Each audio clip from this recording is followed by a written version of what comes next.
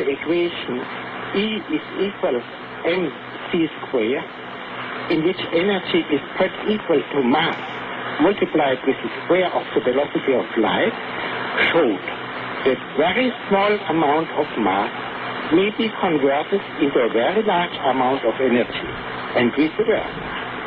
The mass and energy were in fact equivalent, according to the formula mentioned above. This was demonstrated by Kokras and Walton in 1932 experimentally.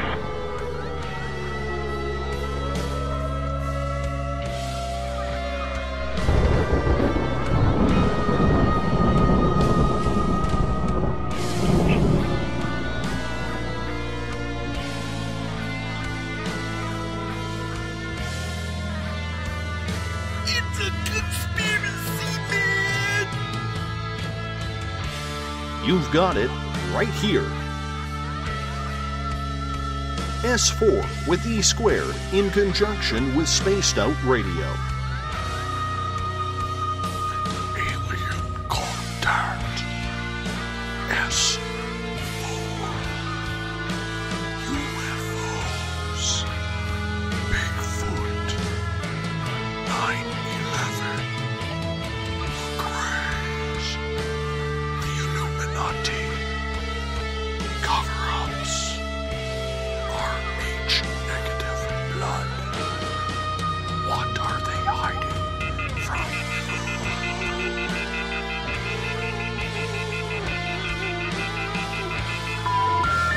Sorry, your call cannot be completed as dialed.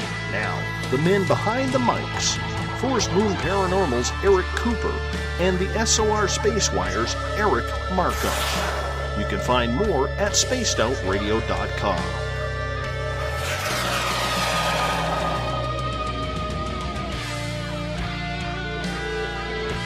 Remain seated, please. Permanecer sentados, por favor.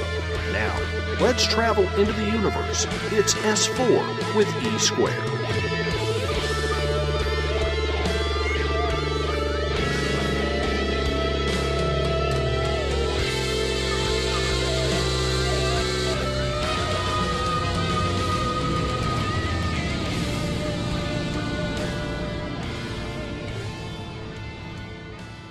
All right. How's everyone doing tonight? Welcome to S4 E Squared. It's myself, Eric Cooper, and Eric Markham with the Spaced Out Radio Wire. First and foremost is our disclaimer. The opinions and views of S4 do not reflect that of Spaced Out Radio, being as Spaced Out Radio is our umbrella. Don't want to get them in any kind of trouble based on our viewpoints, especially with tonight's show. Tonight's show is going to get hot. Tonight's show is going to upset a whole lot of people because I'm getting tired of the things that are going on in this country, of society, and I think Markham can agree. Are you with me, Markham?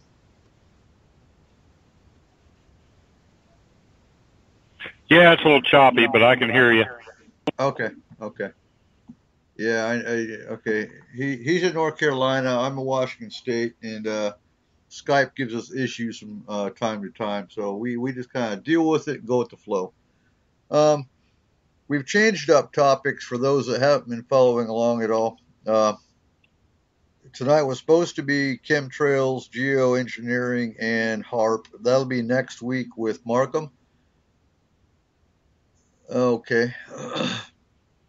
How's everyone else hearing the broadcast tonight? Is it choppy, or are we going good? Basically, okay, Markham's going to take over with HARP and geoengineering and whatnot next week. I'll be at Pagan Pride with the Forest Moon Paranormal booth in Tacoma, Washington, and I'll be doing a workshop on pagans and the paranormal, as well as on a paranormal panel. So I'll be out of the loop next weekend. Markham's taking over. Tonight we're changing things up a bit. Not so much paranormal as it will be. Tonight we're talking what is a terrorist, what is not a terrorist, and how to react to an active shooter situation and a suspicious package. Now, we had an active shooter here in Skagit County Friday night, which is what brought this on. Because I know I have extensive training in the Army covering active shooter, covering human trafficking, terrorism, counterterrorism, that all soldiers go through. It's required training for our military, right down to suspicious packages and what to look for and whatnot. But I know civilians, unless you're with a good company, you guys don't get taught that kind of stuff. So that's what we're discussing tonight. How are we sounding, Markham? Sounds good right now. Okay. So real quick before we I get hear you started. 5 by 5. All right. So we go from 7 to 9 p.m. on this show. If you are still interested in paranormal discussion, Spaced Out Radio, our umbrella, is on every night from 9 p.m. Pacific Standard Time to midnight. And that's www.spacedoutradio.com. Make sure you check them out. Dave Scott's awesome. Paracon is October 22nd up here in Concrete, Washington. Had another speaker drop out, but it's not affecting a damn thing. We're still going strong. Everything is going great. October 22nd is going to be an awesome day. We have more vendors popping up to sell oils and things like that.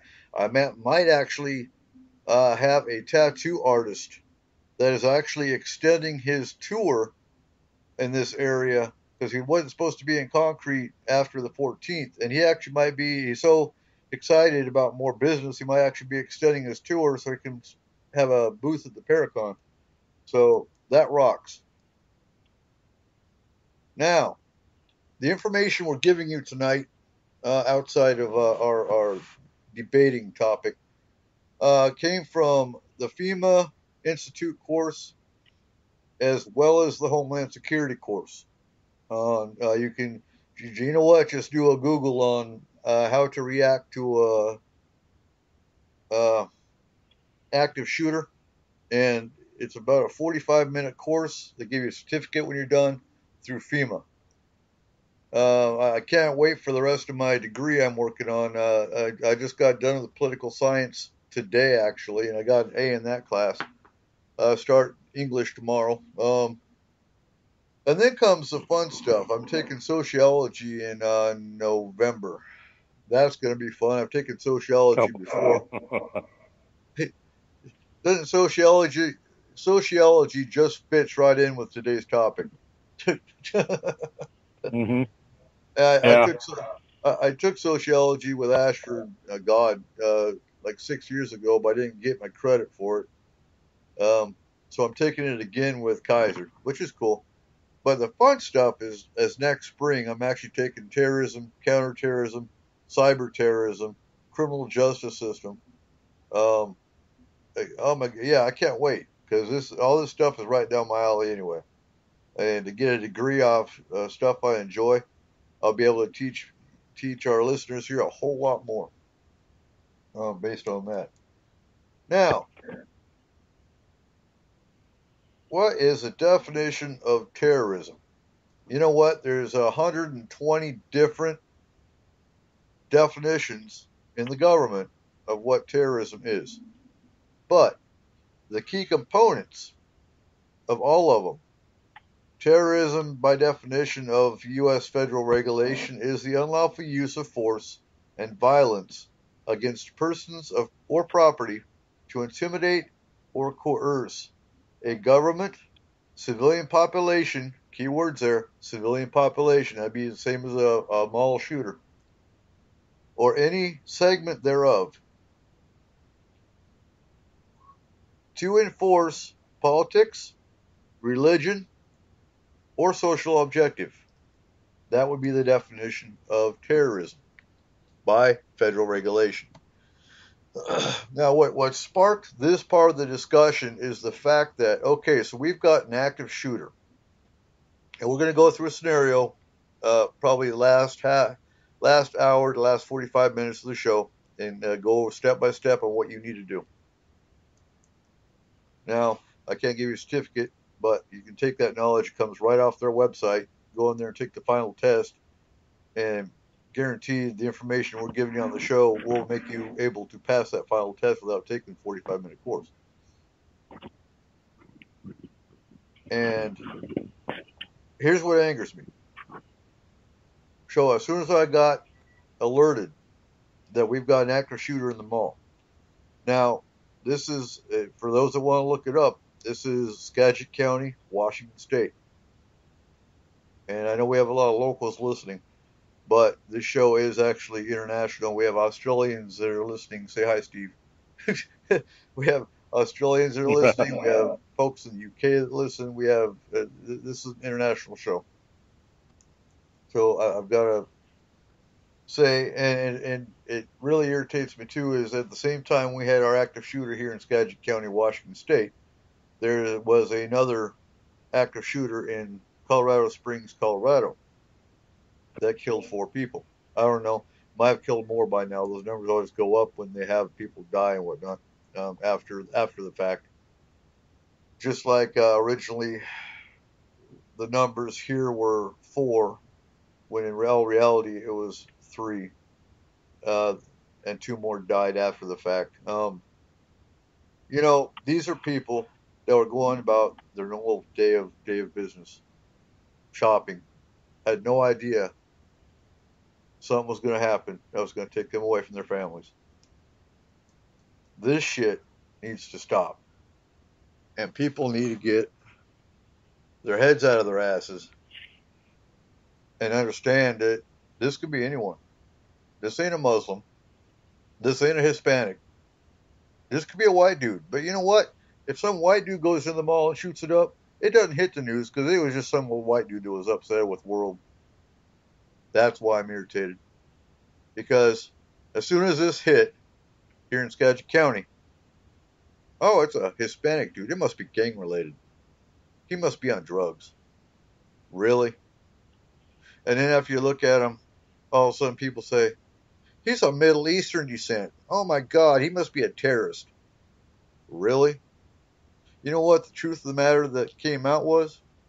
He was born in Turkey at the age of 4. And he came to America at the age of 4. He's a naturalized citizen. He's a U.S. American citizen. And he didn't go to the mall to shoot it up based on his, I guess, Muslim ideology, according to some people. No, I don't even think he was Muslim. He had an ex-girlfriend that worked at Macy's. It was all over a woman. It wasn't over, you know, his ideology or his hatred of life or, well, whatever. And it disgusts me when I go on local news stations and see their comments. Are you for real? We're going to discuss other forms of terrorism because everyone already seems to know all about the Muslim side of it, you know. Did you know? And once we get done here, it's going to piss off so many people that we're going to be seen as attacking them. Well, if you feel like we're attacking you, maybe you should take a second look at your own beliefs. That's the bottom line. You're awful quiet, Markham. Oh, I'm just listening. Well, speak up. Speak up. Everything was working, and the signal was coming through good. I didn't want to. I didn't want to take a chance. Nah. Speak up. 'Cause I know you're as irritated as I am. Well, yeah. I mean, we're being programmed to single out. It seems like they're throwing out this wide net, and they're trying to condition us to point our fingers at everybody else. You know, I think they're trying to get some kind of right. I feel like the powers that be somewhere are trying to get the whole country to implode, and just get everybody at each other's throats. my wife and I are just about as white as it comes, but our kids are of different. If it comes to a race war, I'm going to be right in the middle of it, trying to defend my kids that are brown.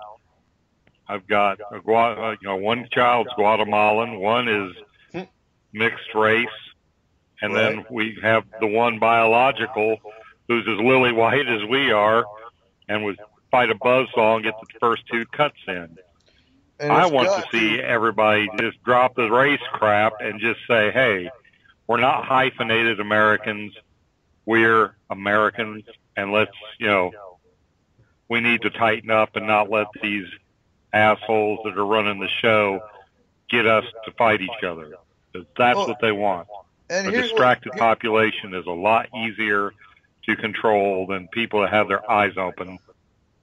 Like I said, I got done with political science today, and passed my final with a 90%. Now, I learned a lot. Now I haven't been to school in 27 years, 20 years military after that, after school and whatnot. But so I'm a little rusty when it comes to the Constitution, the Bill of Rights, and all that kind of stuff, which I learned all over again. Now, let's talk about immigration for a second before we get to the hot topic of religion. Trump wants to build his little wall. Now, I'm going to say right now, my son-in-law is Hispanic. He was supposed to be, now his family is legal. His mom and dad, they came over. They brought their kids over. He got in some trouble when he was a kid. Doesn't mean he's in trouble now. But they took his green card. He had to fight to get his green card back along with his siblings. They had a crooked lawyer who just took their money and didn't pick up the green cards. So he's been illegal. He's been deported 3 times.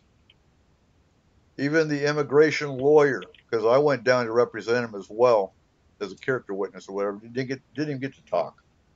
His immigration lawyer felt bad for him because he's got 2 kids here in my county and married to my daughter, and told him, I'm sorry, and he's terrified of being in his country because of the cartels of where he's at, which is why he wanted to be here with his family. And despite that fact, the immigration lawyer said, you can go to the higher courts and they will, the minute you say cartel, they will shut their ears down because they get paid from the cartel. This came from a damn immigration judge, that our government gets paid from the cartels. Huh. Really? Oh, there's a former U.S. district attorney for the state of North Carolina. Basically, his whole premise was the war on drugs is BS. If you follow the money, there's more money being made with this so-called war on drugs. It's a moneymaker. Yep. Not just for the drug dealers, but for the drug enforcement, the prison system. It's like he started to unravel it. I would love to get him on as a guest sometime. The guy is amazing, but he just, he was, I think he made it as far as like a Arizona Supreme Court judge, and he let it go. It was amazing to hear a politician speak that candidly. Well, after a while, they don't worry about it no more. I know soldiers that I served with, that some of them were special forces, some of them weren't. But the common scenario was they were in Cuba guarding drug fields. And they were told, okay, we're going to burn this stash over here. Do not touch that Air Force plane that is sitting on the runway. You did not see that plane. That plane is not to be touched, reported, nothing. You're going to let it go. And you really? Yeah, we all know what was on the plane. Drugs to be brought back here to be sold into the population. When I was stationed in Atlanta, Well, Georgia. they got a long history of that. Yep. When I And was God, stationed. that goes all the way back into what, Vietnam, Oh, Air yeah. America or something like that. They were.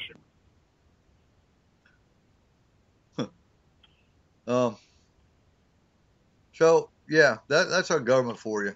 But what I wanted to bring up with immigration is some of the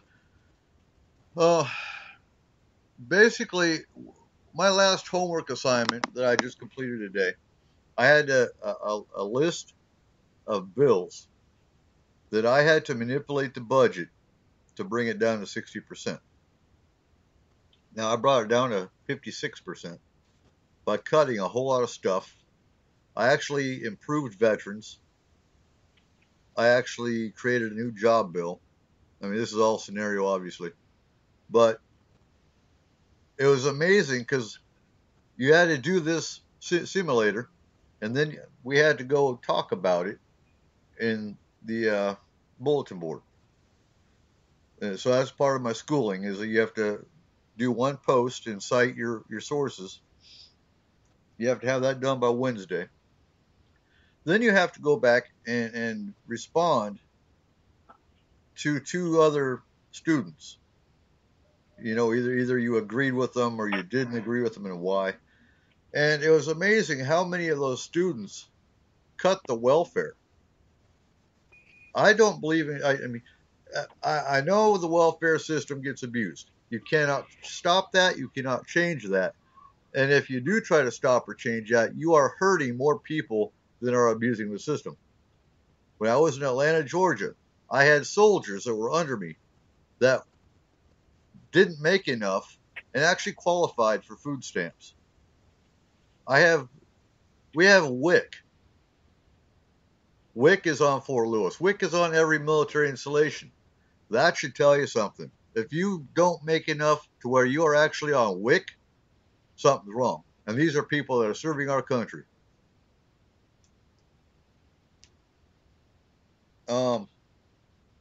So yeah, all these people, and then I it think comes what the to problem immigration. is along with that is we never.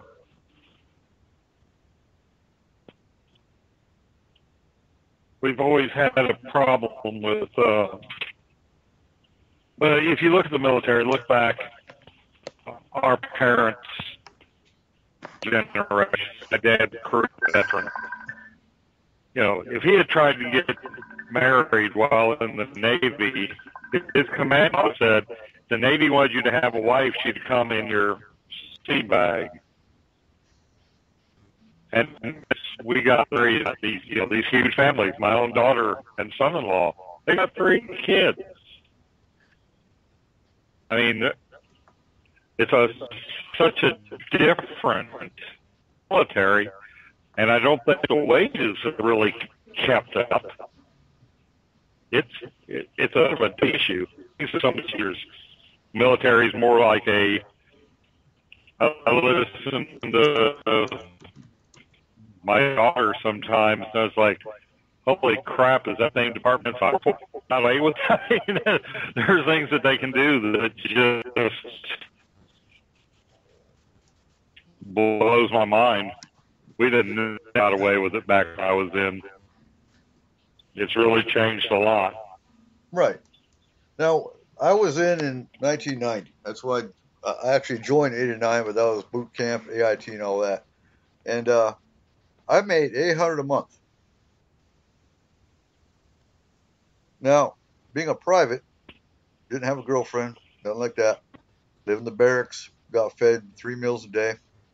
$800 a month is plenty to live on back then. And the point I'm going to make is with immigration, yeah, you see more benefits and whatnot that go to immigrants. I'll agree with that. I don't agree with that.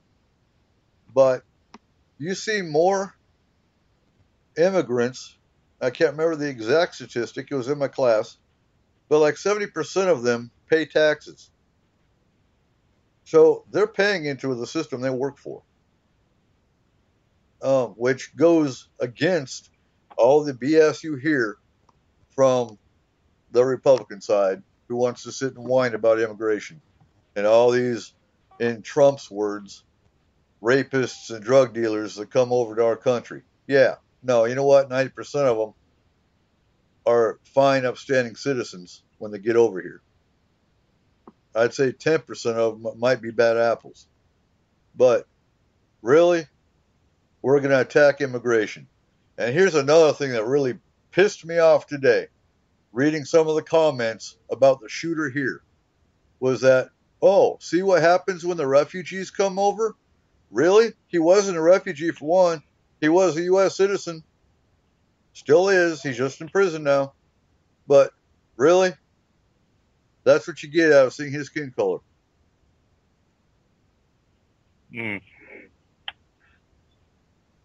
That's just wrong. And that's why we're going to talk about the other side. Religion. Money is not the root of all evil. Religion is. You got more wars and more socialist societies crap based on religion than you do anything else.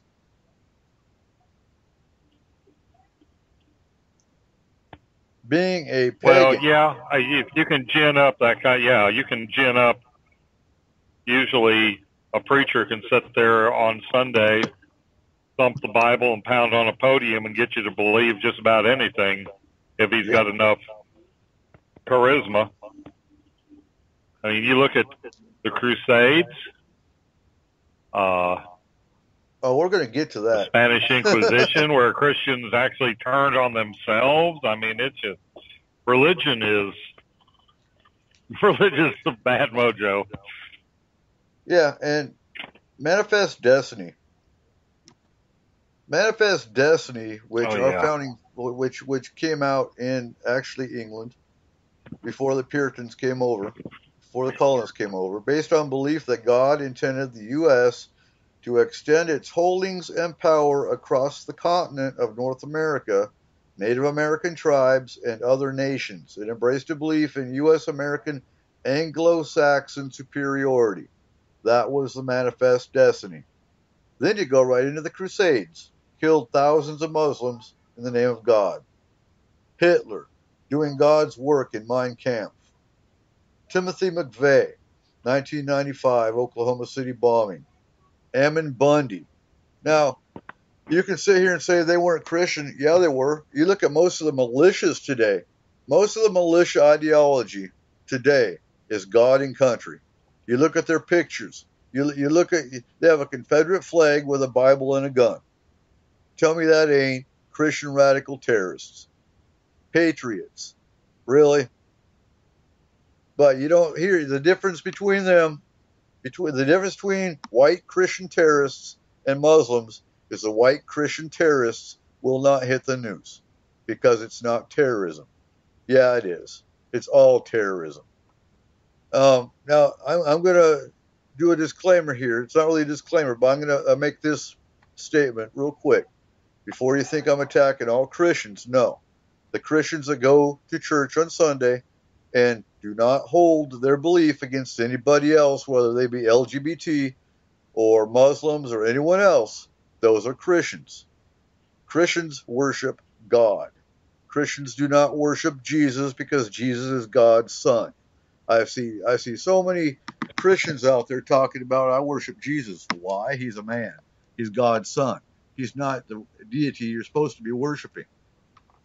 That's something wrong right there.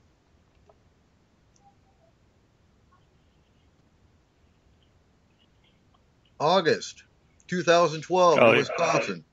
A Sikh temple massacre. 6 people were killed, plus a Sikh was killed in Arizona. By who? Christians. May 2009. Dr. George Tiller shot and killed. Firebomb 1986, shot 5 times, 1993, by an anti-abortion terrorist. July of 2008. Christian rights sympathizer walked into a Unitarian Universalist Church during a child play.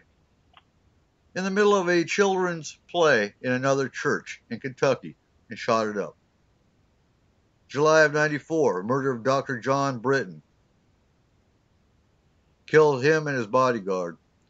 You know, I'm not even going to say the name of these terrorists because I'm not going to give them the energy. I'm going to say the name of the victim.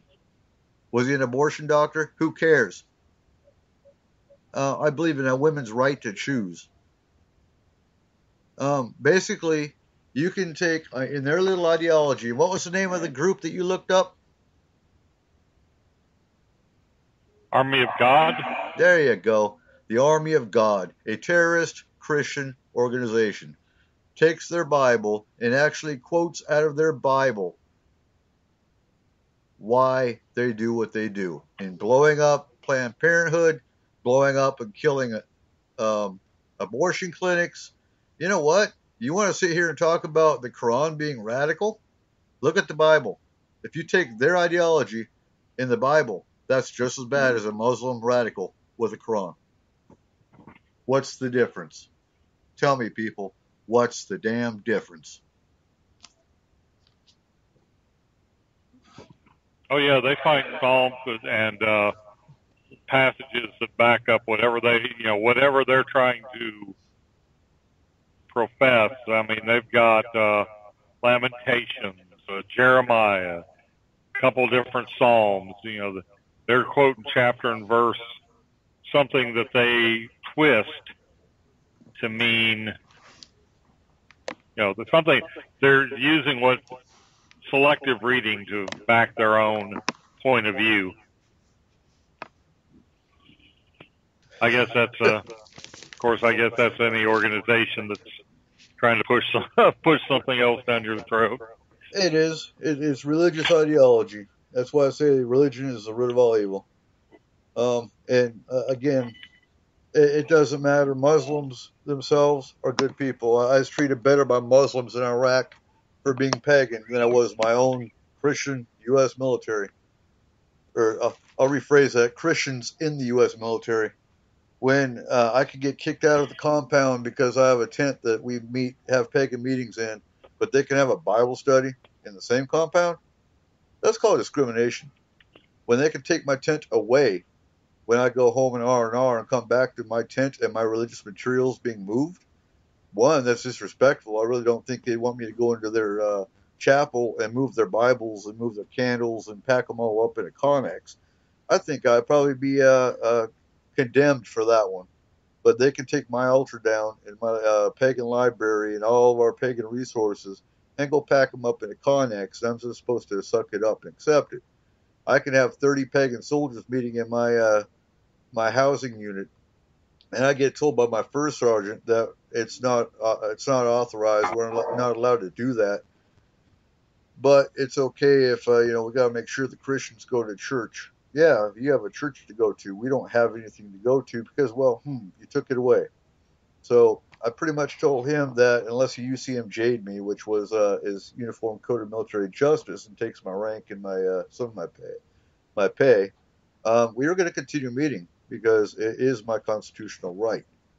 And he pretty much backed off. But then when it takes my battalion chaplain to threaten my battalion with an IG, which is an Inspector General complaint on our behalf, who is a Catholic chaplain but recognizes our right to practice, that's wrong.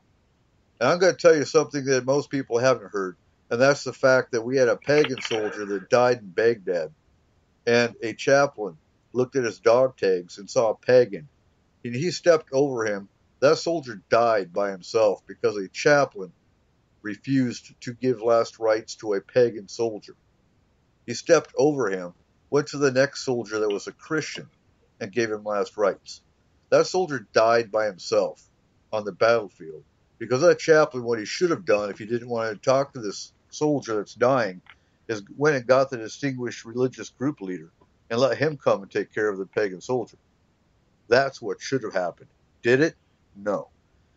Now we're going to talk about the Evangelical Association. Oh, there's a lot more, Steve. Pagan Pride is October 1st and 2nd here in Tacoma, and we will be representing. And there's like 5 to 10,000 people that come to that 2-day event. And that's more to educate the public of what a pagan is and is not. Um, it's been going on since the 1970s. It's an international organization. Um, what was I going to talk about? Yeah, I'm on a Yeah, tangent. evangelical. Yeah, there you go. Evangelical Association. I got out of the Army in 2009, and Forest Moon Grove is the Forest Moon Paranormal headquarters. And what we did before we switched to the paranormal group, which is more active than my headquarters, is took care of pagans in the military. Now, there is no chaplain that's for pagans in the military. That's why we have DRGLs. And so basically, you can't find a pagan troop anymore because they're back in the closet. They're back to hiding because of all the ridicule, discrimination, and harassment that we get.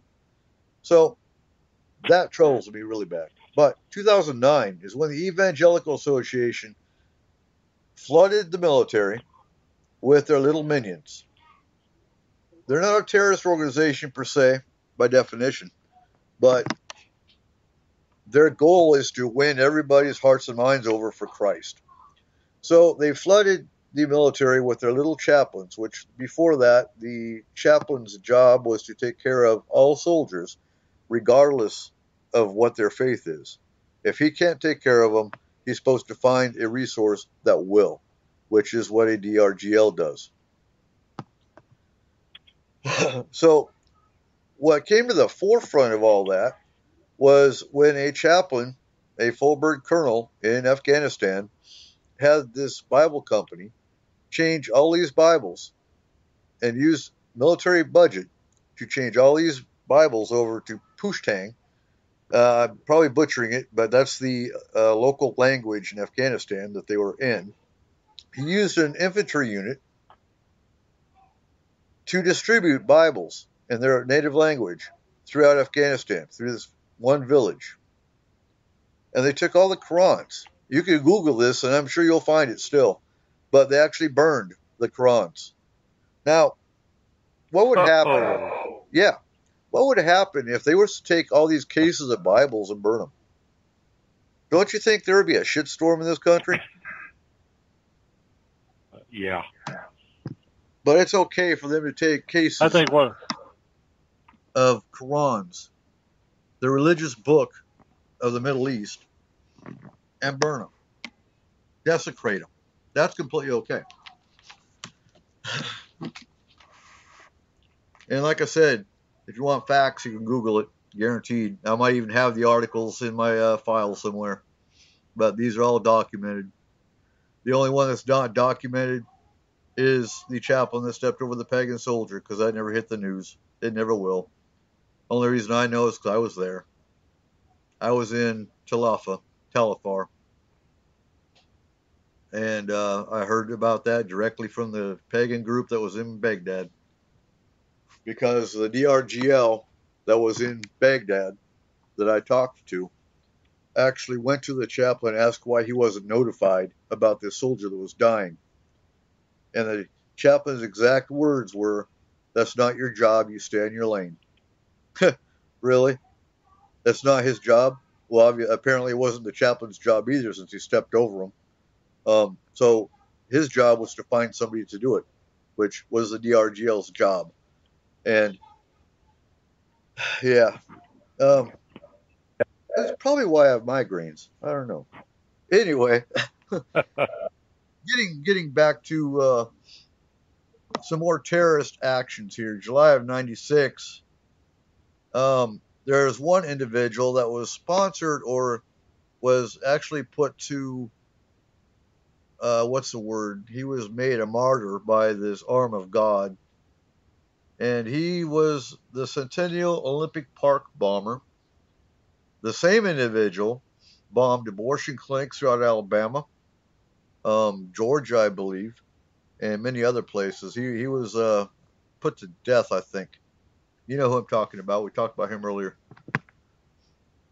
Yeah, I'm not sure if he was. Let me look him. I don't want to name him either, but I'm going. I don't give them I anything. remember when he was living out. Yeah, I don't want to add to his notoriety or give him recognition, Not at all. but I remember when he was at large, and it wasn't far from where my he is not. He is serving a life. He's either serving a life sentence or he's still appealing. I think he's probably in the same prison with the Unabombers. Yeah. Probably. So far, it doesn't look like. He pled guilty. Proudly pled guilty. Well, they will, because they're doing it for God. Oh yeah, the terms of his plea agreement were that he would be sentenced to 4 consecutive life terms. So in other words, if this old boy believes in, if he believes in reincarnation, he's got 4 lifetimes to spend in prison. Exactly. I wonder if that. I always, that's not any way to verify it, but wouldn't it be funny if it really happened that way? But yeah, he's in the Florence Supermax prison, federal prison. He's got a 80 square foot concrete cell that he spends the better part of a day in. He spends 22 and a half hours per day alone in an 80 square foot cell. Wow. What's the square root of 80? Ain't much. Like, what, 8 by 8, maybe? Yeah. Yeah, that's 7.4 square meters. And, Steve, it depends on your definition of tiny little room.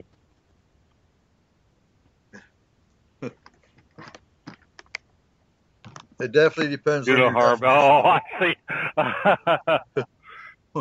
Yeah, I see his comment now. Yeah. Well, some pagans take it really, they take it too far in that I go hunting. But you got some pagans out there that believe in no harm means you don't join the military. It means you don't step on a bug. It means, like I said, you do have radicals in all belief systems, pagans included. But you won't find a pagan going out there shooting up a church. You will not find a pagan out there killing anybody, because they take it to the other side of radical in that you are a vegan, you don't eat meat, you don't step on a bug, you don't do anything. Well, and that's basically where the radical side comes from, in our belief anyway. Now, October of 98, we got the murder of Barnett Sleepian. He was another abortion doctor. 1994, Planned Parenthood bombing in Massachusetts. And I stopped researching this, one, because I kind of ran out of time, and 2, because there were just so many of them. And I shake my head, because how can they even remotely point the finger at... A lot more than we're covered. Right. But how can they even remotely think about pointing the finger at all terrorism? And you ask anybody out there what a terrorist is, they automatically say a Middle Easterner with a suicide vest, or a Middle Easterner with an automatic weapon. That's the stereotype. Yep. And the stereotype. That's the stereotype that's been shoved down our throats for the last 15, 20 years now. And it needs to stop. Because I'm here to tell you, there's just as many Christian radical terrorists out there as there are Muslim. They just don't make the news. Well, when I was a travel tech, one of the most racially diverse hospitals I ever worked in my entire life was the Washington Hospital Center, right there in downtown Washington. And it was the hospital itself was a hellhole to work in. but the people were wonderful. Right. And we had Muslims. Matter of fact, I made a very, very good friend because I got paired up with him during Ramadan, and I didn't bitch because he took his dinner, at a different time every day, according to sunrise, sunset. Listen, and I didn't mind. It's like, dude, I haven't had a bite to, he hadn't had a bite to eat or drink, since he got, since sundown or sunrise, sunrise, sunset. Anyhow, over my tolerance of that, and it's amazing. It was amazing how other people had gone. It's like, well, why does Anwar get going? It's like, try doing the Ramadan thing. I did it for 2 days with him, and I'll tell you what, this Caucasian likes his victuals too much. So yeah, more power to him. But exactly. Okay. But yeah, it's just been a. We're going to go over a list of terrorist radical organizations. And I only do this so people can go out there. And like I say in every show we've done, don't take our word for it. Go out and Google. And we'll give you resources to go do your own research, by all means. I'm no expert in anything. I don't believe in the word expert, especially in the paranormal side. If you say you're a paranormal expert, you're full of shit, because there is no such thing. But basically, I'm going to give you a list of names. Go Google, and if you don't think they're terrorists, look again. And of course, I'm not biased. I'm gonna, we all know about Al Qaeda. We all know about Hezbollah. We all know about ISIL. I prefer ISIL over ISIS. ISIL is a more blanket. Right. I don't like ISIS because ISIS, to me, is a goddess. Yes. She is a pagan goddess. The wife of Ra. Yeah. You're right. And they're taking away from my belief system by calling them ISIS. So I've always been ISIL or Daesh. And I can't remember what Daesh stands for. But, yeah, those are the two terms I use in reference to them. And in all reality, we'll get into this real quick. The government created ISIL. Because if we hadn't gone to Iraq, there wouldn't be an ISIL. That's just the bottom line. Yeah, we have created a power vacuum. Huh? Yeah, there's a reason that a lot of those Middle Eastern rulers, dictators, are brutal. That's pretty much the only form of government that a vast majority understand. Right. Power through strength. It's a tradition. It's part of the belief system. If you're not ruthless enough to destroy your enemies, you've got no business being in charge. And now here's the difference for some that don't know: the Taliban is Afghanistan, Al Qaeda was Iraq.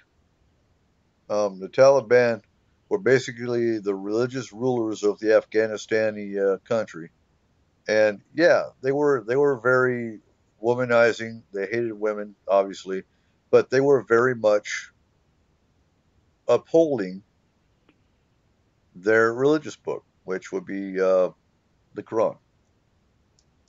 No different. And I got attacked by 2 other students in my class because we were talking about women's rights back in the 1920s, before, the suffrage movement, before women could vote. And I said, you know what? If you look at history, if you look at religion, again, the Bible talks about man is the dominant one and women must basically work for the man. And taking that ideology, you really wonder why women were allowed to vote till the 1920s? That's how I see it. And I even know Judeo-Christian culture, yeah. I even know of churches today that the women sit on one side of the church and the men sit on the other. Really? And you're going to look down on the Taliban. Now, the Taliban were radical. I'm not saying that in any regard because they did torture on women, and you don't see that in Christianity, to my knowledge anyway. But, yeah, so the Well, Taliban, not by and large. no, the Taliban were radical. Saddam was radical. I saw the torture devices he used on the Kuwaitis when I was in Kuwait. But yeah, so you got Al Qaeda, Hezbollah, ISIL. Now you've got the Army of God. Look up the Army of God, people. Google it. You're gonna find that they're blatantly happy and excited about being called Christian terrorists. Markham even looked at their website and was in shock. And they take credit for abortion clinic bombings, Planned Parenthood shootings. They think they're working for God. That's God's answer to today's sins. And really, you're a damn terrorist. You're They no hold different. up the abortion clinic. Well, they hold the people, the men who shot the abortion doctors and bombed the abortion clinic. They hold them in as high regard as the extremist Muslims hold the martyrs who blow themselves up with suicide vests. Right. I mean, there's not a nickel's worth of difference between the radicals of one side and the radicals of another. It's all point of view. And All right, we're having Skype issues, it looks like. as an American of native extraction, all I can say is we were first in the Latin American. Suck it up, y'all know the country. It's been nice that Massasoit had built a wall along the East Coast. Right. And look at the way the colonists treated the Native Americans. I mean, they even call them heathens. Oh, awful. And well, really? Did they do also, that? Also, one of the biggest bones of contention, it wasn't so much that they took land over. That kind of chapped the natives' butts, but they were tolerant of that. What bothered, one of the things that really got on the natives' butts were the pigs. The colonists, the early colonists, they brought swine, and they let them free range. That's great, except they were free ranging into the Indian villages, eating their stores, just rooting through their gardens, and then the colonists would have the temerity to get upset when the natives would kill one of the trespassing pigs. That is right. Some of the earliest. Now, if you haven't, look up Army of God. Very earliest stress.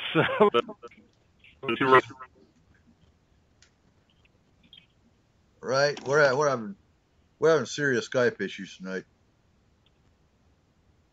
What's happening? I'm hearing you. Are they? No, you're chopping up. Oh, that's what you were chopping up on me earlier. Yeah, we're chopping up. Good old Skype. Let me ask the chat room how we sound. Yeah, how we sounding, folks? Are we chopping up at all? That's part of modern technology. And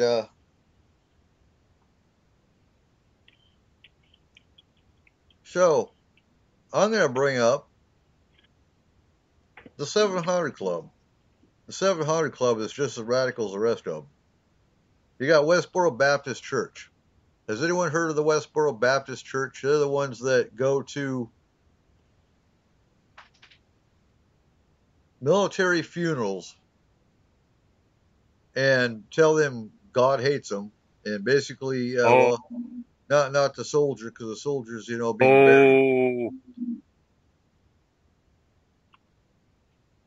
But they're the ones that go. Well, actually, the leader of the church has passed on, and they're the ones that say God hates fags and look down on the LGBT community, and it's all about them.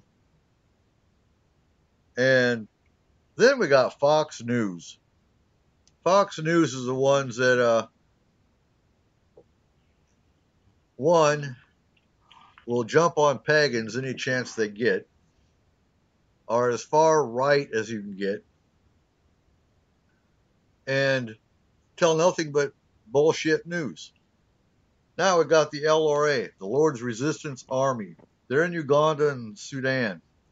They've been there since 1980 to present. And they also kill in the name of the Christian God. Jerry Falwell, he needs no introduction.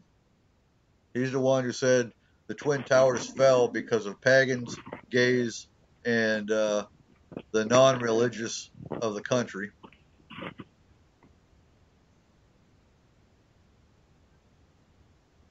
The Evangelical Association I've already talked about.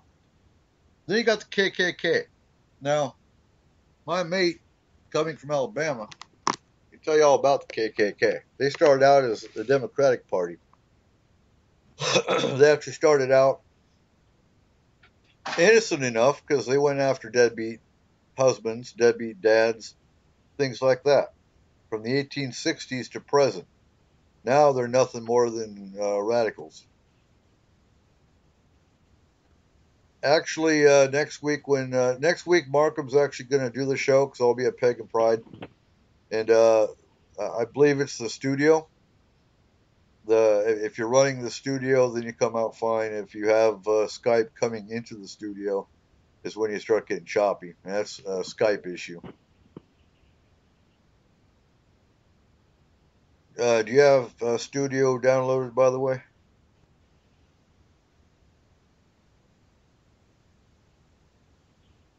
Now you're choppy in my headset. No, not yet. I'm supposed to get it downloaded for you and for Dave. Okay. Probably I'll get that taken care of this week. All right. Yeah, for those that didn't hear the beginning of the show, Mark, I was living in a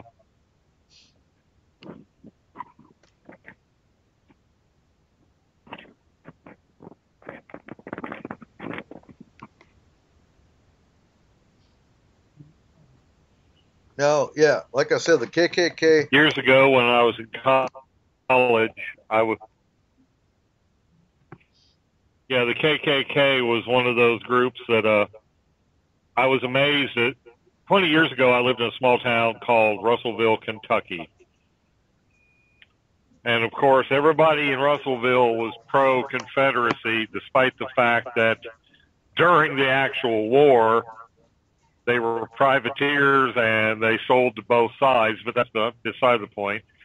Once it became fashionable to be, pro-Confederacy, they jumped on the bandwagon. But I was surprised to hear how some of the older, the 50-somethings were still in the belief that, by God, the KKK was going to come in and make everything all right. To that day, it was like walking back in time 30 years when you lived there. Probably more like walking back in time 50 years. I used to say the gene pool in that town was so shallow you could walk across it in your bare feet and not get your toes wet. Right. And they're the ones they still thought the KKK was going to come rescue them. And they're the ones supporting Trump.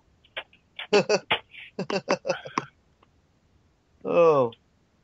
But, yeah, they went from going after deadbeat dads and doing the somewhat right thing to turning radical, and, well, we know what they did. So they need no more introduction. Then you got the National Liberation Front of Tripura. Well, even the so-called founding father, Nathan Bedford Forrest, disavowed himself from what the Klan became. He got to, and you're talking about a guy whose most famous quote is, "Come on, boys, let's go kill some Yankees." Okay, the KKK Right. got too radical for Nathan Bedford Forrest.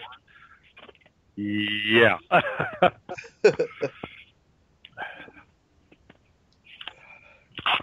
Yeah, so they've made the list of Christian terrorists.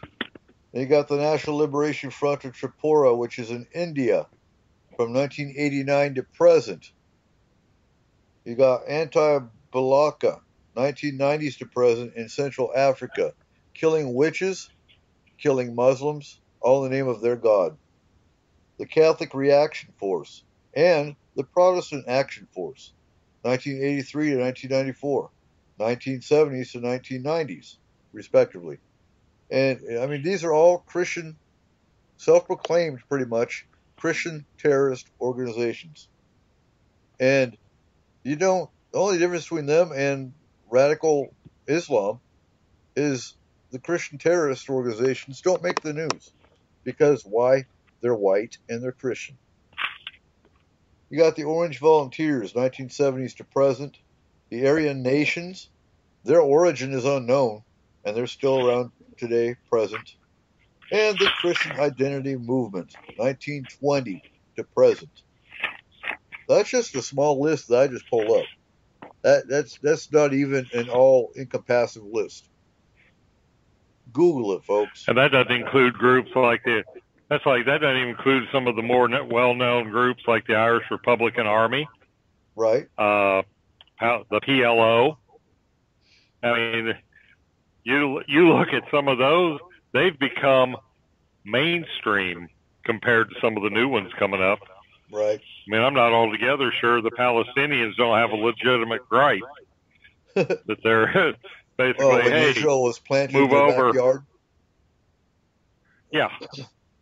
I mean, we're raising hell in this country because people from Mexico and Central and South America are slipping across the border to have a better life. Yeah, and are they? Based on the attitude of this country, which is supposed to be the escape melting pot? the crap they've got. That's all we have to do. Well, part of that is because the government has. It used to be we were a melting pot. People came here and they assimilated. They took up the culture. They took in the language. Now, the government, certain factions of the government have facilitated enclaves of, unassimilated peoples. If anybody listening is from Maine and knows anything about around Sabattis and up toward Waterville and all that, they moved a lot of Somalis into that area. Mm-hmm. They're not assimilating. They're not trying to be part of the culture. They're being given everything, food, shelter, whatever, and not expected to do anything. They're continuing some of their clan wars in the streets up there. And you don't hear anything about that because Donna says I'm really choppy and I have an echo. I think that's the studio, Donna. Now, we're talking division. If you have kids, I encourage you, if you want your kids to learn about division on a childlike level, have them watch Zootopia. I see that as a very good depiction of society today and reactions to division. I assisted my equal opportunity advisor in the Army, and we watched the movie Crash. If you haven't seen Crash yet, that shows you what division and race wars looks like. So I suggest you watch Crash. Good movie. Okay, I think we've beat this topic up pretty good. Let's go into, and like I said earlier in the show, the reason we're discussing this today is because we had an active shooter here about 20 miles from me. I'm in the mountains, and there's an active shooter in Burlington, Washington, which is about 20 miles west of me. And very racially charged in the reaction to it, when in reality, the main reason the shooter did what he did was over an ex-girlfriend. And I started kind of thinking, what would you do in an active shooter situation? And I got trained in active shooter and suspicious package, terrorist kind of stuff while I was in the Army. Now, unless you're in a big corporation or you're working for a big business that has good management, they're not going to teach you what to do. Nowadays, you can Google it, and the FEMA course will pop up, the Homeland Security course will pop up, but a lot of civilians don't pre-plan and they don't think about this beforehand, which is why I thought we'd do this. So we're going to discuss suspicious packages first. Get that out of the way. This training came out after 9/11 because there was a lot of there's a lot of package bombs and anthrax was sent and things like that. And so we had immediate training we had to do in the military. A suspicious package. Some of the indicators are the address is to the title only and is incorrect.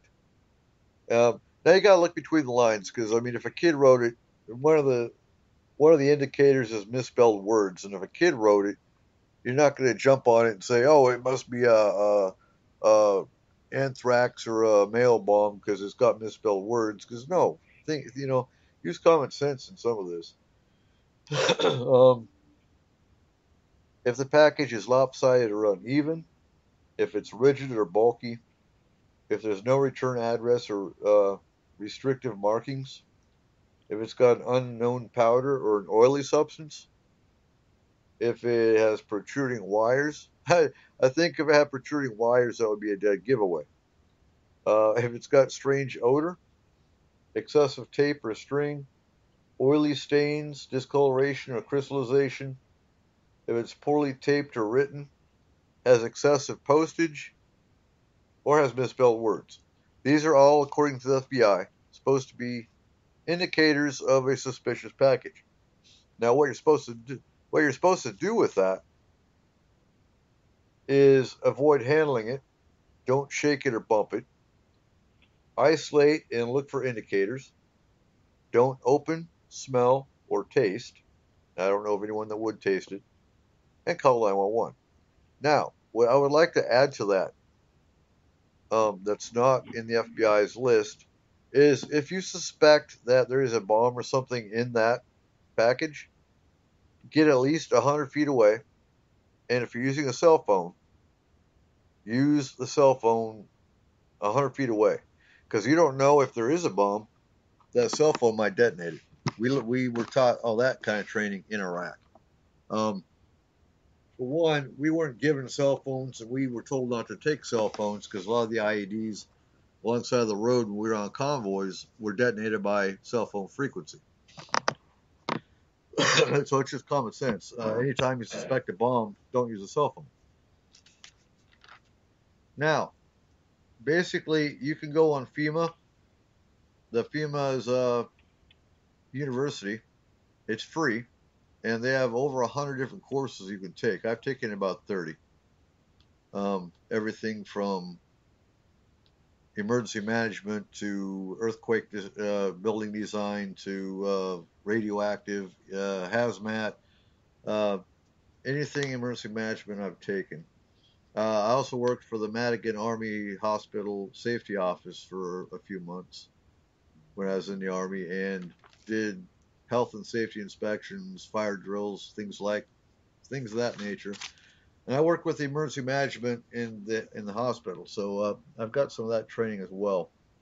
Now, when the Army designed the Warrior Transition Battalion, the hospital also designed a special code for active shooters because of the fact that we were all pretty much disgruntled veterans, and they were probably scared that veterans would go ballistic if we found out that our, board code was only 20%.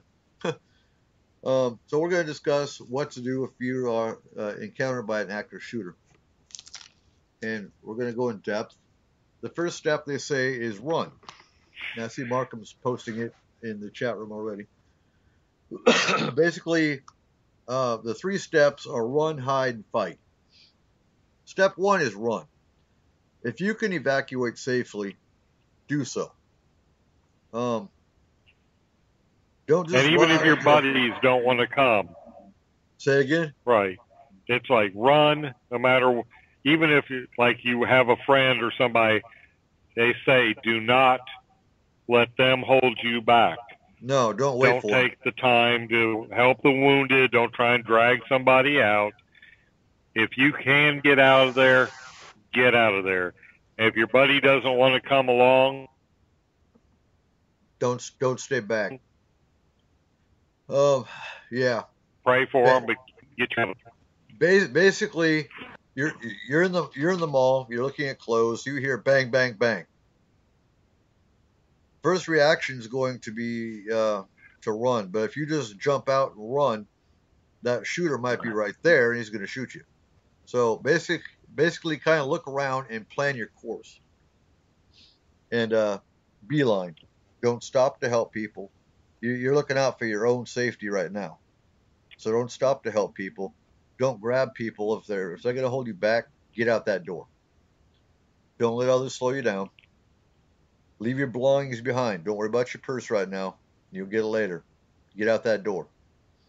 Keep others from walking into the danger zone. Once you get outside and out of the danger zone, you see other people walking towards the door, you better stop them and you tell them, look, there's an active shooter. You don't dial 911 until you're safe. Don't sit there and hide and dial 911 because he's going to hear you dialing.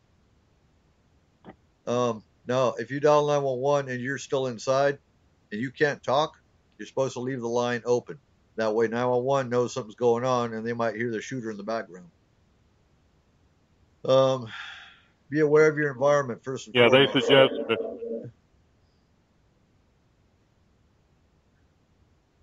Me, hey, having They suggest no. No, go ahead. They suggest that if you're going to call, the best thing to do is when you run, if you get outside, find a safe place, and then call 911. For the most part, they want you to have, if you're inside an active shooting zone, they suggest turn your phone off because if it vibrates or rings, the shooter's going to know where you're hiding. Right. It's like, in a situation like that, you don't want it to be, I don't know how safe I'd be here if we had an active shooter. There's only one door in, or, there's one door to my lab, and it's dead-ended. There's no way out of here except through that door. My best bet would be get as far back as I can and hide behind one of these chemistry analyzers and hope they'd stop a bullet. Right. Or, like I'm using a clothing store as the example because that's where the shooting happened this weekend. And, unless you run out that door, you're kind of stuck. Because I was explaining to my grandkids this weekend, because we had them this weekend, I explained what you do. And you don't want to hide under a clothes rack. That's not going to stop a bullet. No. Basically, you walk. For me, it's second nature. The minute I walk into a store, I already have identified 2 exit routes. What they encourage you to do is anywhere you're at, any store you go into, know a second exit.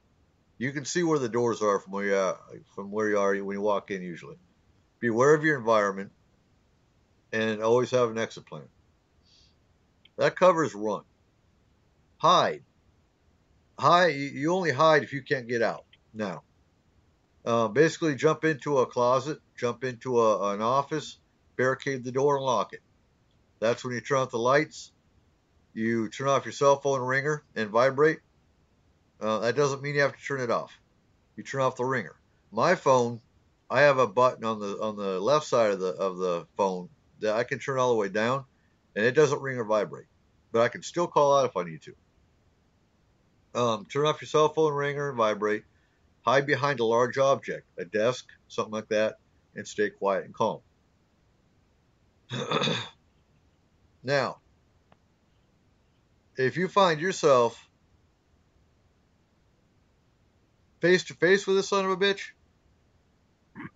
you only fight if your life is completely at risk, and you fight aggressively.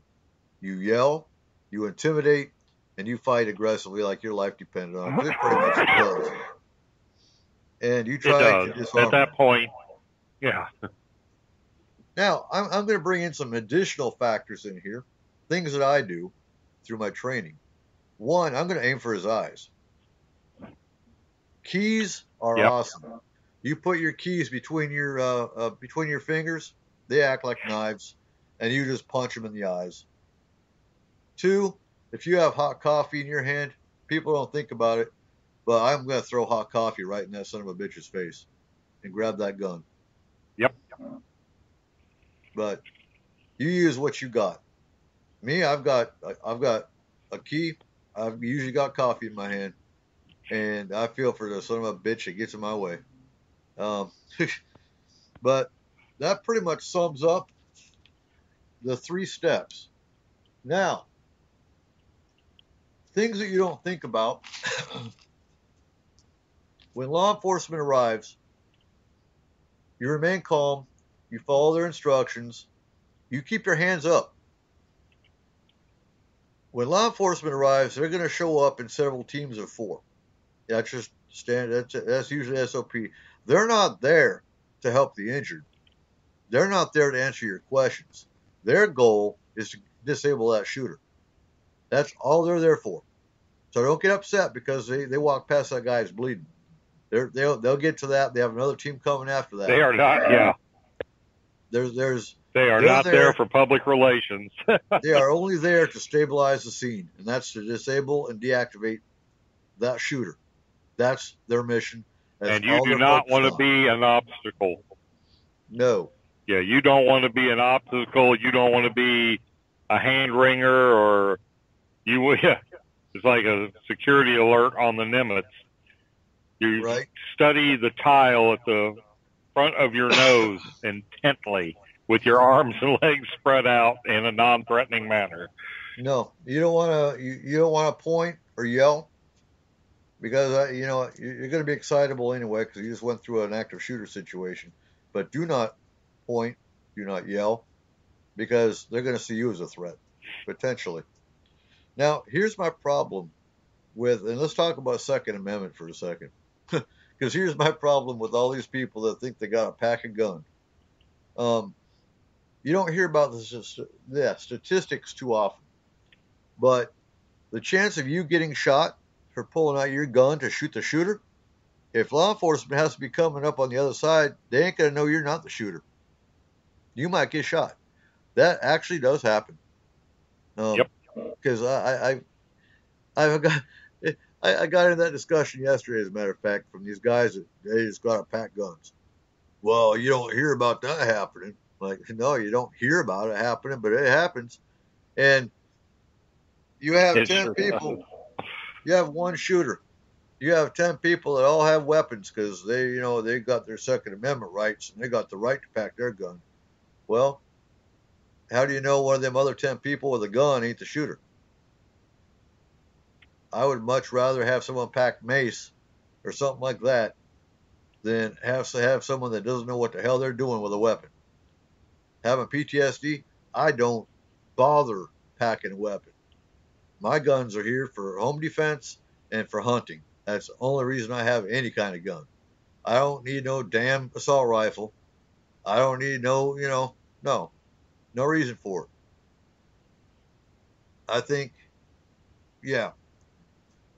So all these people that are all gung ho and pack weapons, one, could be seen as a threat by law enforcement when they come in, and two, might wind up shooting the wrong person because they think he's the shooter.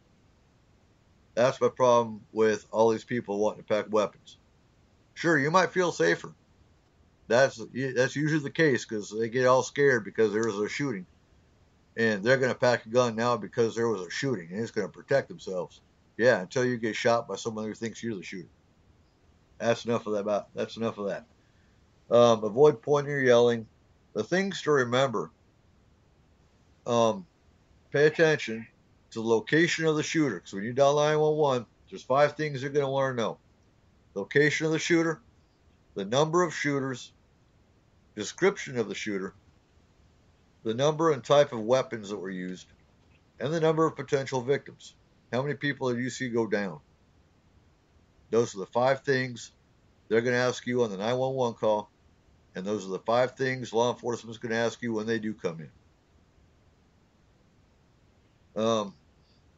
And again, remember, anyone can be the shooter. Too many people with weapons today, any of them can be the shooter. And in my opinion, if you got security, security should be armed.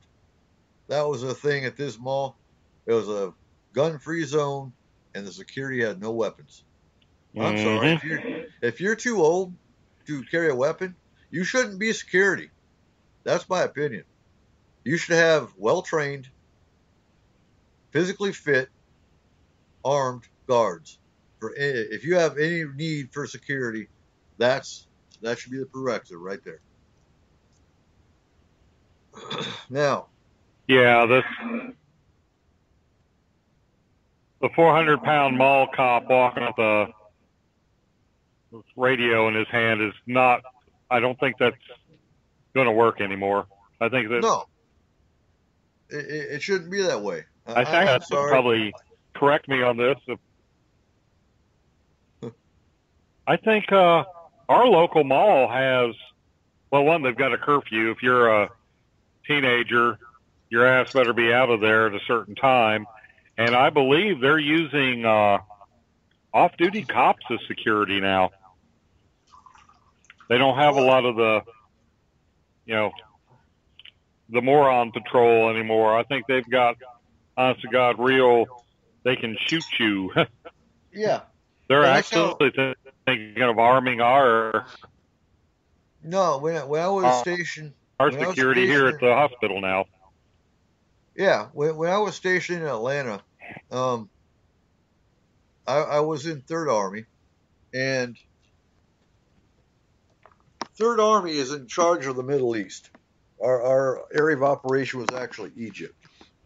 And being motor pool, we didn't have a very big workload because our trucks never moved until they went to Egypt every other year.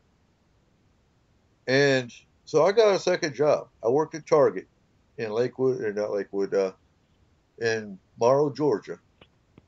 And yeah, most of their security in the parking lots and whatnot were off-duty cops.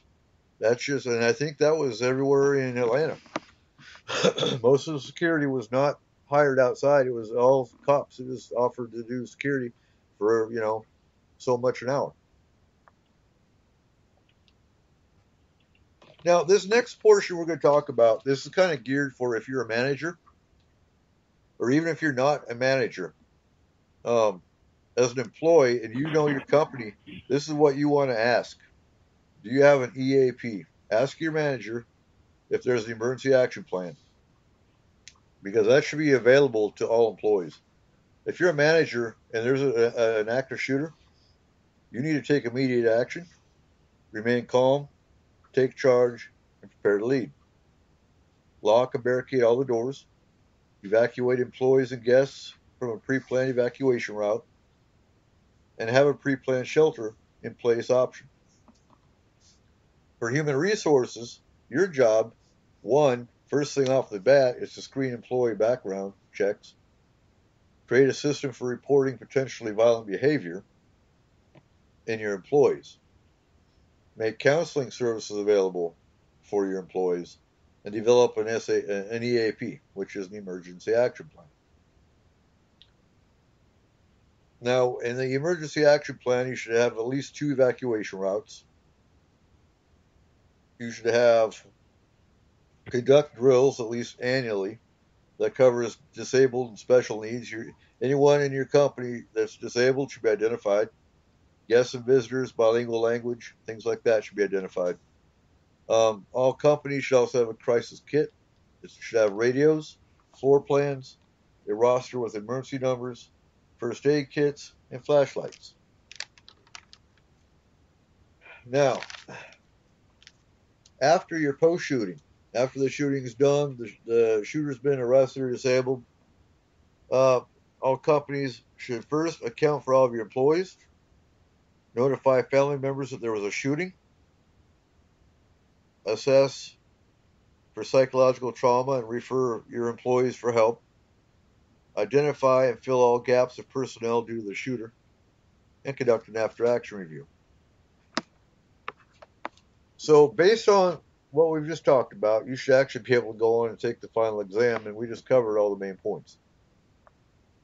Remember, any active shooter scenario is usually they only last 10 to 15 minutes overall, most of the time,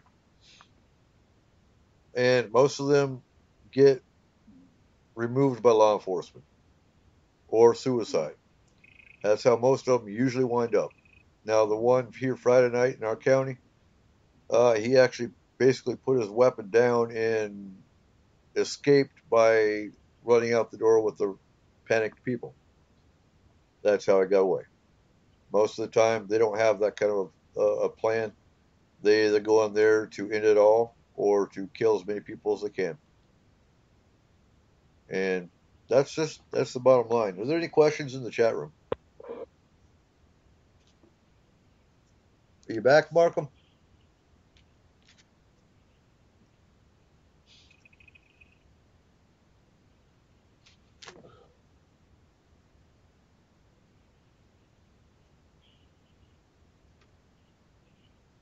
I'm seeing if I missed anything. I don't think I did. And like I said, this particular class here, it came straight off the Homeland Security's website and the FEMA website. You can go on the FEMA website and you can find all kinds of classes you can take for free. It certifies you, gives you a certificate. And I know, like in search and rescue, fire departments you volunteer for, things like that, there are certain classes you're required to take from FEMA. FEMA 100, 200, 700, and I believe 800 are required for any emergency management type volunteer service or job.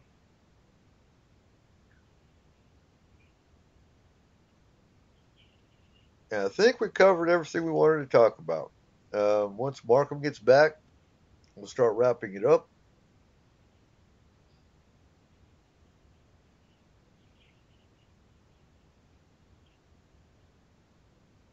Yeah, no problem, Mary. And like I said, if there's any questions, by all means, ask away.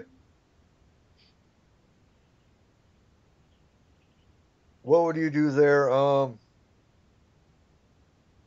Okay, if I'm in a very crowded area, um, that would be a hard one. If you're in a very packed out mall, and it depends on where I heard the gunshots coming from. If I heard gunshots in the center of the mall, I would bail for the nearest store, and I would find myself in an office. I would find myself on the floor, anywhere out of the way, and I'd stay there and hide. Um, Now, if I was to see the shooter and he was close enough, I probably would jump him and attempt to take him out. Because if I'm close enough to do that, then I'm too close to try to run. So it would all, based on that scenario, it would all depend on where, in relation to myself and the doors, that shooter was coming from.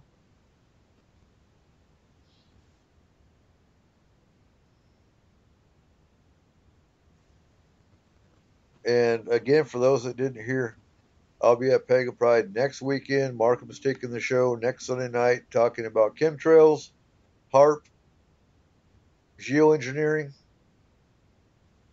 and yeah, all that kind of fun stuff. And I do have a schedule up, and let me see if I can pull it up.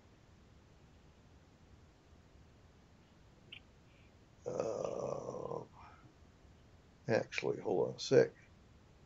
I'm going to pull it up, and I can tell you what the schedule is.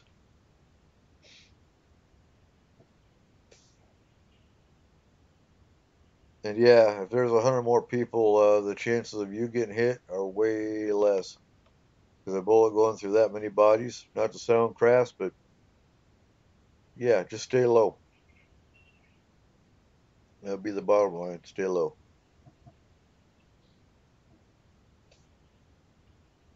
So yeah, tonight we obviously changed it up because of the shooter, and I wanted to get that information put out.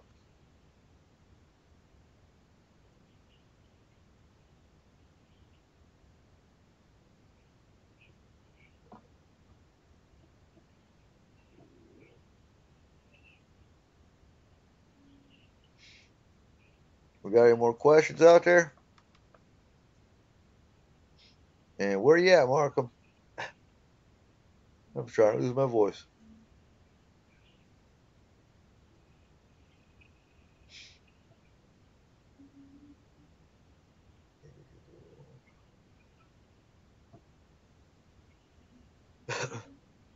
All right.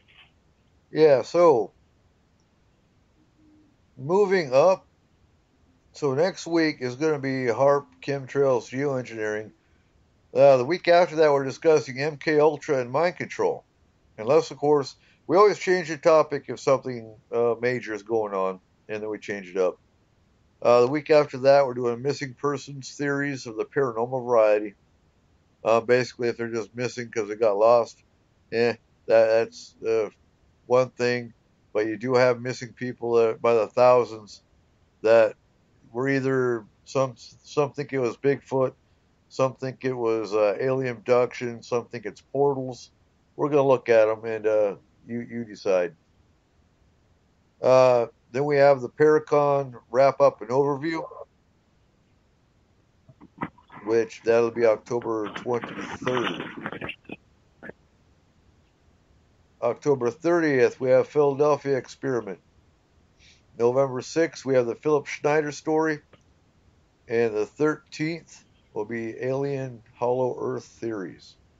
So that's what we have for a schedule. There's Marco. Hey, you would not believe who I just ran into. The main sergeant for our public safety. It would just happen to be talking. Yeah. Matter of fact, I just had to take him through the lab, and how it just, it's just one of those serendipitous things. I run into this guy who's doing sort of a readiness. Showed him my certificate for the FEMA course that I just printed off probably a half an hour before the show started. Was he excited? Went through and, yeah, he was very nice man. Sergeant Pitts, I asked him if they were going to start being armed, and he said they already are armed at some of our more, the one I work at, we're more or less a Band-Aid station. You're not going to probably have an active shooter out here, but our main hospital in town is downtown.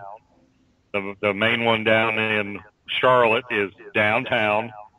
And they've been having. That's where you get a one. They've had several. Yeah, our public safety here isn't armed, but the gal that's on duty tonight's probably about 300 pounds ornery, and I wouldn't want her tackling me.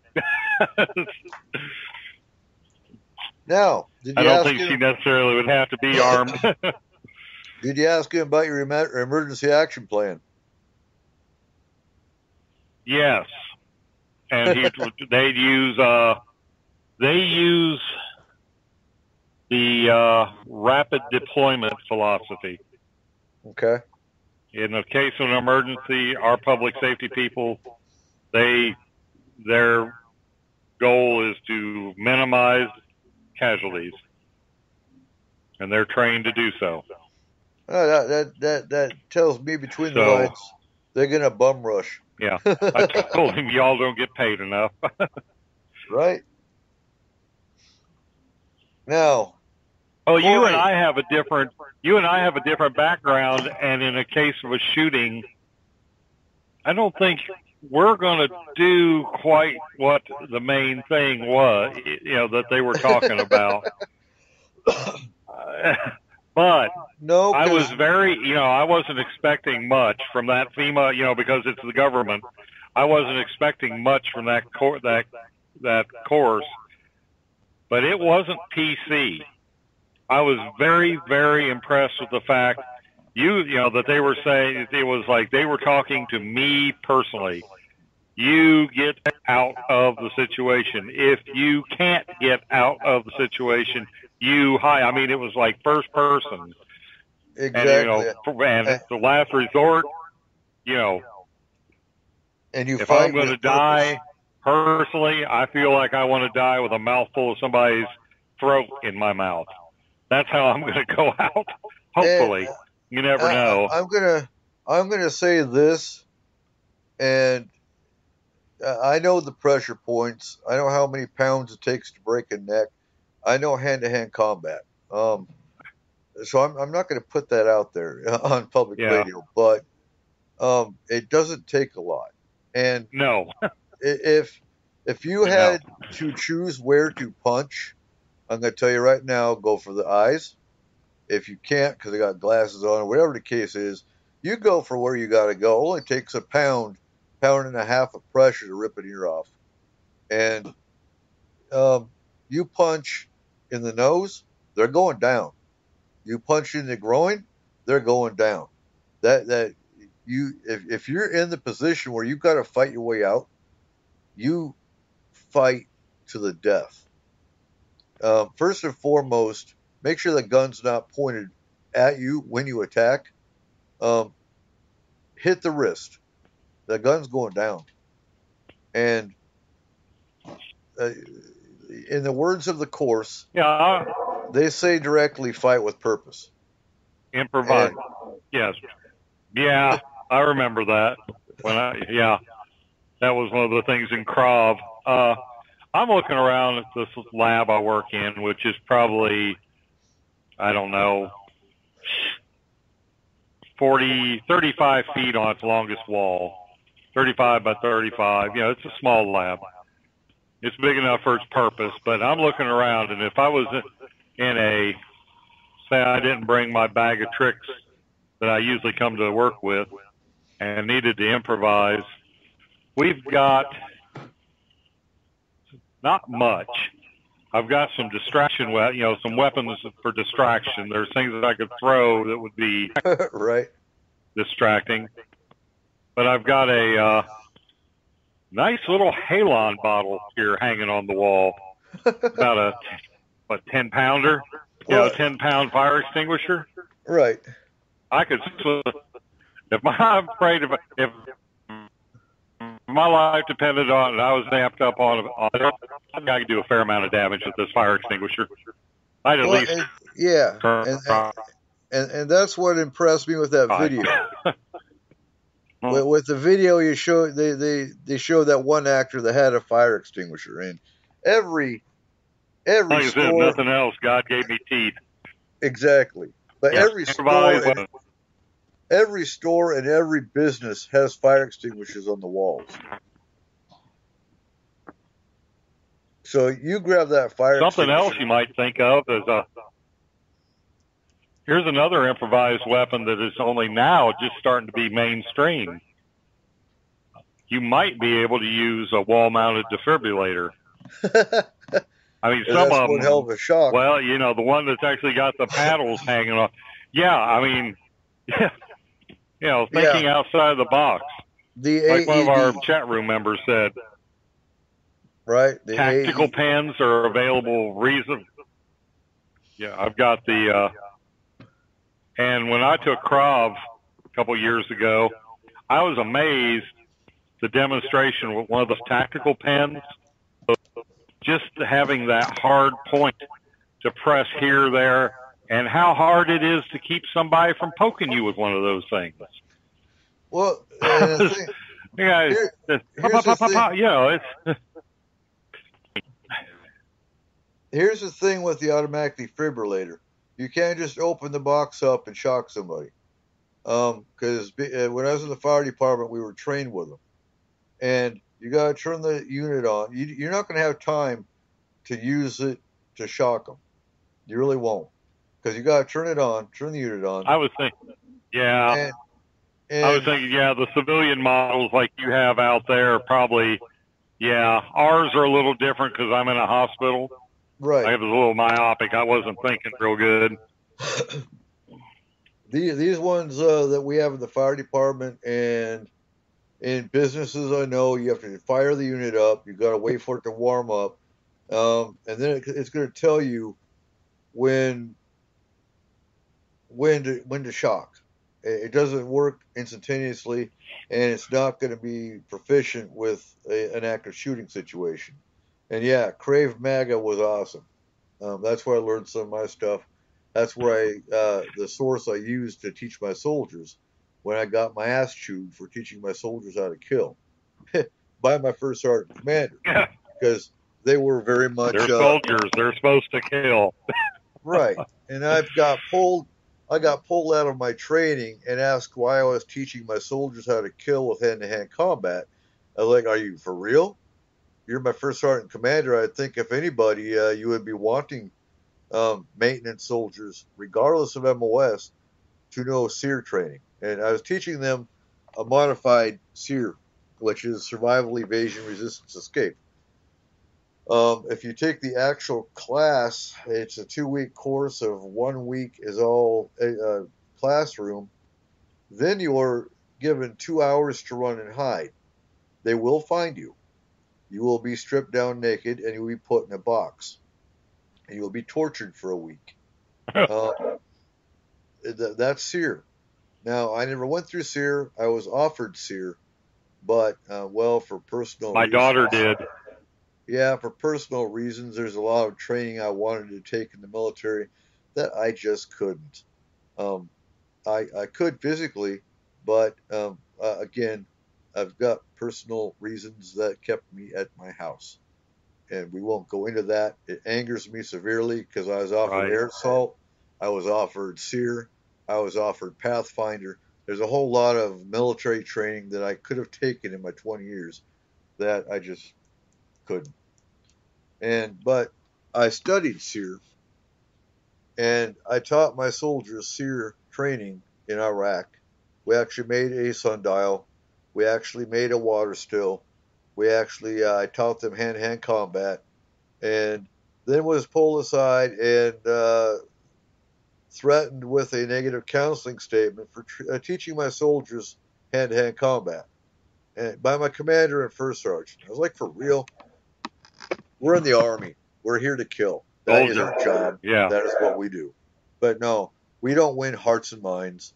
And if you want to hear that whole story, go listen to the 9/11 episode, and you'll hear a whole lot more. Yeah.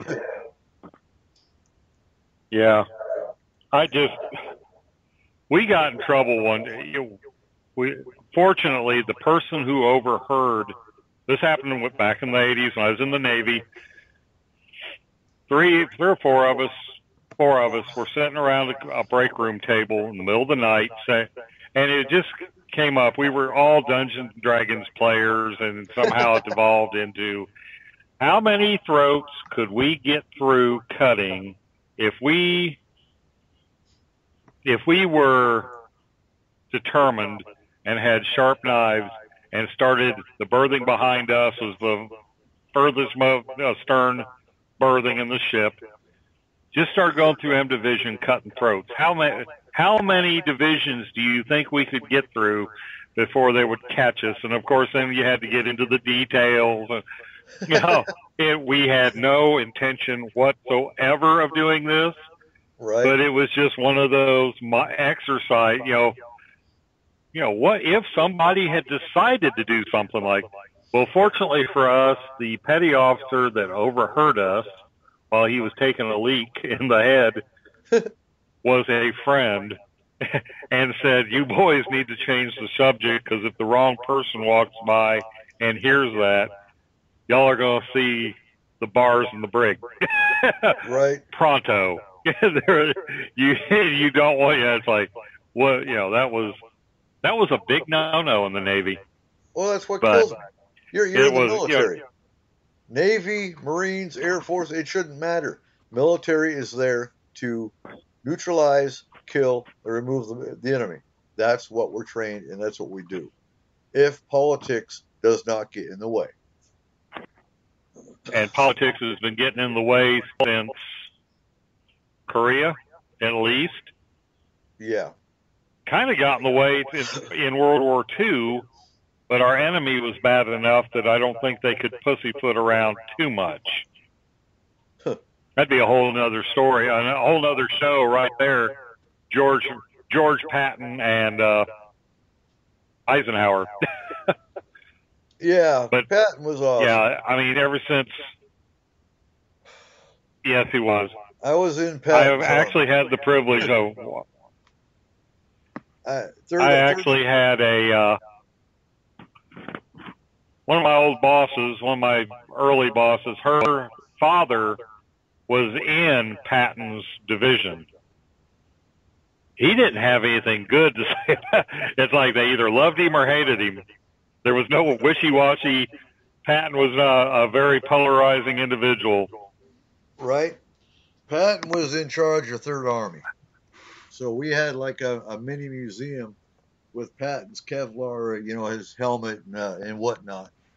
And now, I'm not sure if you're familiar, if you've been watching news years ago, back during the Iraq War, but General Tommy Franks was my commander.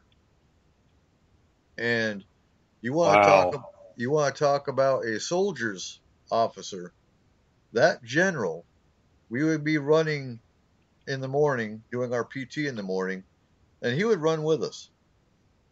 I can respect an officer that has no problem mingling with his soldiers. And we would see his wife out walking the dog every morning. I have nothing but respect for that man, despite the bullshit that they charged him with, if I remember right, and how they made him look. But he was not one of the few officers that I can actually respect, because he was there with the soldiers, not sitting in some damn office writing policy and punishing people for doing their jobs. Right. But Corey had a question about UFOs, and if you look at our schedule, I do have the schedule up in various sites. Force Moon Paranormal, I have our schedule up. We will be getting to... Send me one. Huh? Send me one when you get a chance. I had one. I don't know what happened to it. I know the chemtrails next week, but after that, I'm sort of at a loss. Oh, okay. Yeah, I'll get a schedule. We usually get together. I know we usually get together during the night over at SOR and discuss it, but yeah, send me one. I don't know what I did with it. I didn't. I saved it to a file, and now I don't know what file it went to. All right.